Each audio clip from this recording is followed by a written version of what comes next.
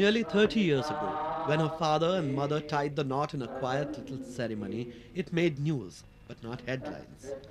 But this week, when the daughter preferred her marriage to be a simple and low-key affair, the celebrity-hungry media catapulted it as one of the events of 1997. Even before Priyanka Gandhi's marriage to a Delhi-based industrialist, Robert Vadra, became a media event, attendant controversies dogged it.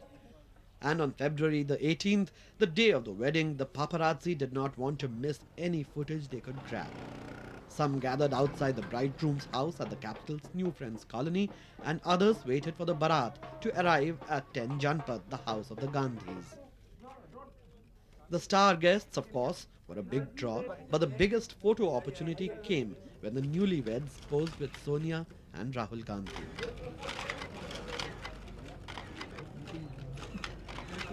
And the bright smiles did not end here.